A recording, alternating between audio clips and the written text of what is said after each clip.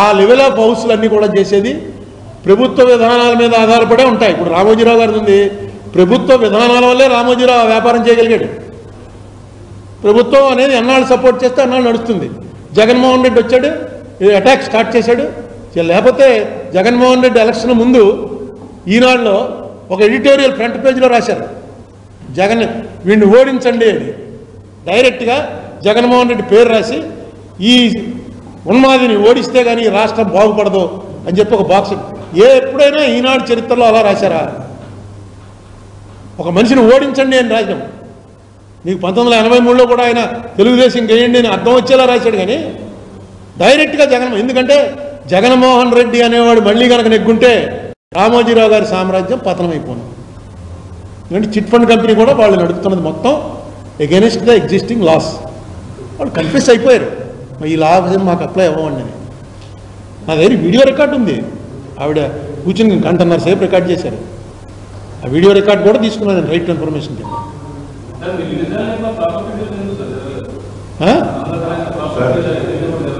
Property division జరగదు చెప్తున్నాడు కదా. అడిగేవాడు ఎవడండి? మన ఆస్తులన్నీ అక్కడ ఉంటేను. మనం అక్కడి నుంచి ఇక్కడికి రాలేదు, ఇప్పటికి ముఖ్యమంత్రి గారు రాలేదు, నువ్వు రాలేదు. అప్పటికి చెప్పాను ముందే, ముఖ్యమంత్రి గారి ఆస్తులు అక్కడే ఉన్నాయి, హెడ్ ఆఫీసులు అక్కడే ఉన్నాయి, ప్రతిపక్ష నాయకుడు హెడ్ ఆఫీసులు అక్కడే ఉన్నాయి. ప్రతిపక్ష నాయకుడు రావాలంటే అసెంబ్లీకి వెళ్ళకపోవడం ఏంటి? అసలు ఎక్కడైనా విన్నామా మనం? అసెంబ్లీకి వెళ్ళకపోవడం ఏంటండి బాబు? అరే ఇలా అసెంబ్లీకి వెళ్ళకపోతే ఎందుకు గెలిచినట్టు? ఎందుకు అసలు రాజ్యాంగం మొత్తం దీని నాకు అసలు అర్థం అవ్వట్లేదు. ఏదో మధ్యలో అలిగి మానేయడం, వాకౌట్ చేయడం ఇలాంటివి విన్నాం. కానీ నాకు ప్రతిపక్ష హోదా ఇస్తే ఏంటి? ప్రతిపక్ష హోదా ఇస్తే ఏంటిట? ఏం జరుగుతుంది? చంద్రబాబు నాయుడు ప్రతిపక్ష హోదాలోనే ఉన్నాడు. అక్కడ ఏం చేశాడు? ప్రతిపక్ష హోదా ఉండడం వల్ల ఏమన్నా జరిగిందా? హోదా నీ బాధ్యత నువ్వు నెరవేర్చాలి అంతే. హోదా అంటే ఒక పిఏ ఇస్తారో, కారు ఇస్తారేమో, ఆఫీస్ ఇస్తారేమో. క్యాబినెట్ హోదా అంటే ఎక్కడికైనా వెళ్ళి కలెక్టర్ని పిలవచ్చు. మినిస్టర్లు పిలిస్తేనే కలెక్టర్లు రారు. ఎప్పుడు అపోజిషన్ పిలిస్తే వస్తారా?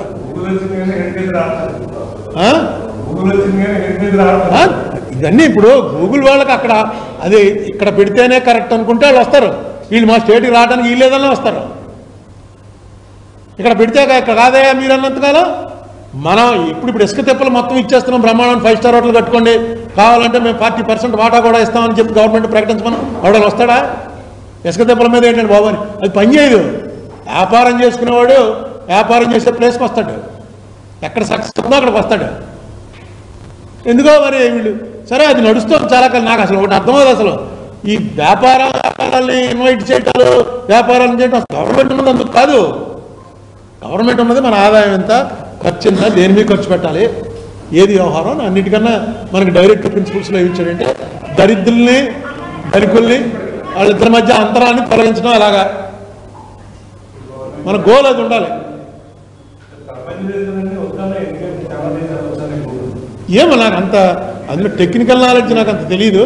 మామూలుగా దేశాలు కొన్ని వద్దన్నాయి అవి ఇవి చదివాను ఎక్కడో.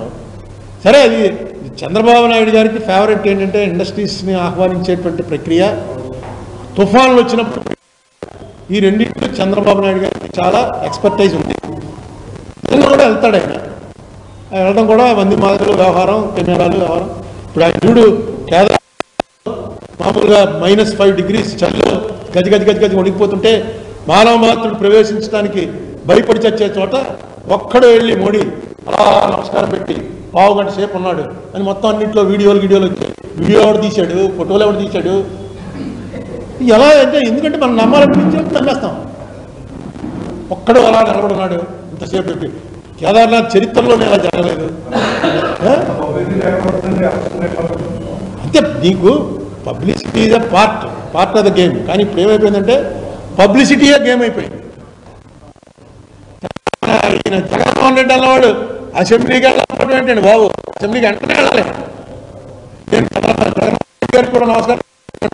ముందు మీ 11 మంది నెక్స్ట్ సెషన్లో వెళ్ళి కూర్చోండి, వాళ్ళు తిడతారు, తినండి. అదే ఓట్లు చంద్రబాబు నాయుడుకి ఎందుకు వచ్చాయి నోట్లు? పవన్ కళ్యాణ్ అసలు చంద్రబాబు నాయుడు ఎందుకు కలిశాడు? తిట్టలేండి, ఏమైంది? అదే హోదా లేదు, ఇలా దానికి వాల్యూ లేదు. అయితే ముందు మనకు తెలుసా ప్రతిపక్ష హోదా అని ఒకటి ఉండేదని? ఎవడు పట్టించుకుంటాడు ప్రతిపక్ష హోదా? హోదా ఇస్తే కానీ నాకు టైం ఇవ్వరండి. టైం ఇవ్వకపోతే జనం చూస్తారు. ఓహో జగన్మోహన్ రెడ్డి వచ్చి వెళ్ళేటప్పటికి టైం ఇవ్వట్లేదురా, ఇతను నోరు ఎత్తి భయపడి వస్తున్నారు అనుకుంటారు జనం. అసలు నువ్వు లోపలికి వెళ్ళడానికే వెళ్ళాలంటే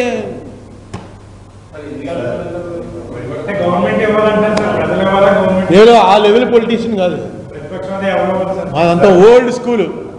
ఎందుకు వెళ్ళలేదు అన్నది నేనేం చెప్పాలి.